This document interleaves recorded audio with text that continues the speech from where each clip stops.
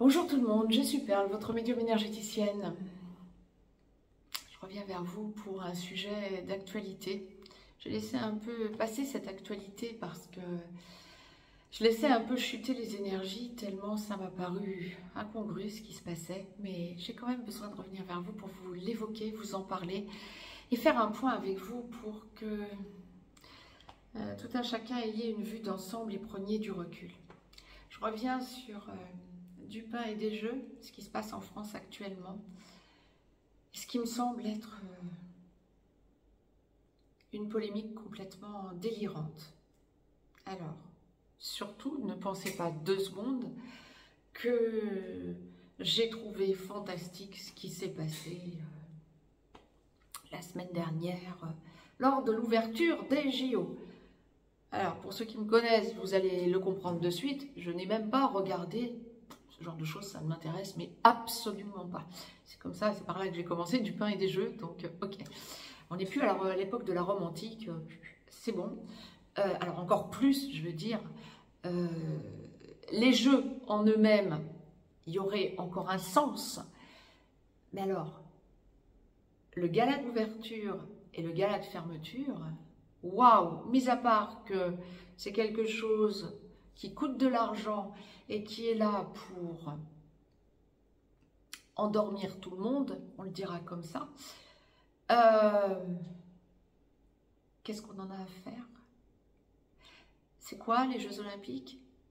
Ah, c'est voir les performances des athlètes. Qu'est-ce qu'on en a à foutre, excusez-moi, d'un gala d'ouverture ou d'un gala de fermeture, première chose.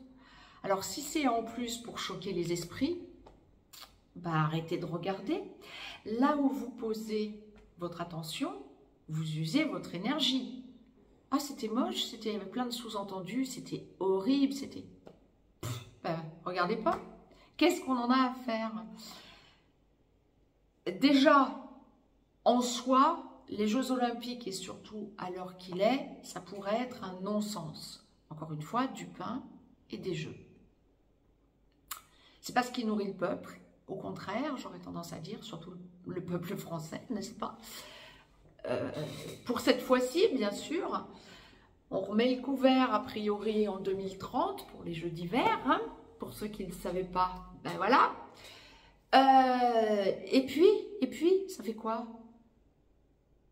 Les Jeux Olympiques, bon, a priori, c'est à la base, dans la logique, booster les gens pour leur montrer que l'être humain peut toujours accroître des performances. En se sortant les tripes et à force d'entraînement, peut donner l'exemple pour que des personnes qui s'intéressent à tel ou tel sport puissent se comparer à des athlètes de haut niveau. Ces athlètes de haut niveau sont tout à fait remarquables, hein, c'est pas le sujet, hein. Mais personnellement, je ne comprends pas qu'on puisse donner de l'importance à une ouverture des Jeux Olympiques. Ok, on allume la flamme et basta, c'est bon. Et après, ben, on la met dans un endroit en attendant les Jeux Olympiques suivants. Ok, ben voilà, c'est tout. On peut tourner à Olympe et puis c'est bon, quoi. Terminé. Il n'y a pas lieu de faire tout un plat de tout le reste. Donc, si on essaie de vous choquer, ben, ne soyez pas choqués, montrez que vous n'en avez rien à faire. Ça ne retire rien aux athlètes et à leur performance. La seule chose, c'est que finalement, un tel gala d'ouverture semble, parce que moi je n'ai rien regardé, je ne regarderai jamais, mais à entendre des tas de personnes autour de moi réagir, ça me permet de comprendre, je le dirais comme ça me permet de comprendre combien on a essayé de choquer l'humain. Alors que ce n'est pas du tout dans l'esprit des Jeux Olympiques. Les Jeux Olympiques, ben, ça date d'Olympe, hein, la Grèce antique. Et le but, c'était de voir les athlètes et leurs performances, point barre. Et de s'intéresser à certains sports, de découvrir peut-être certains sports pour certaines personnes, pour s'y intéresser et les faire par vous-même, si ça vous intéresse, si vous découvrez tel ou tel sport. Mais là, ça a été tellement fait de façon délirante, on le dira comme ça, pour rester équilibré. J'allais vous dire machiavélique, délirante, que ça ne donne plus envie de regarder les pauvres sportifs qui, eux, par contre, se sont cassés les pieds à tout mettre en place pour faire leur performance et arriver à la meilleure version d'eux-mêmes. Ça reste du sport.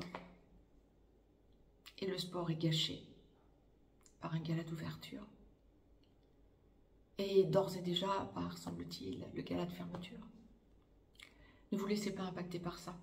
Si vous êtes intéressé par les Jeux Olympiques, regardez juste le sport en lui-même. Pourquoi, à mon sens, le message que j'ai reçu de suite, c'est pourquoi est-ce qu'il faut choquer les gens? Parce qu'en choquant les gens, ils vont parler de ça. Ça va attirer leur attention sur ce genre de choses. Alors, on a déjà oublié toutes les élections et qu'il ne s'est rien passé suite aux élections, que ce soit en France, en Europe ou je ne sais où. Les élections sans suite. Et on continue juste derrière parce qu'il y avait justement les Jeux Olympiques. C'était prévu de longue date, les Jeux Olympiques. Et les Jeux Olympiques, donc, on continue des mandats de personnes plus que douteuses. Et puis après, il va y avoir d'autres événements beaucoup plus graves.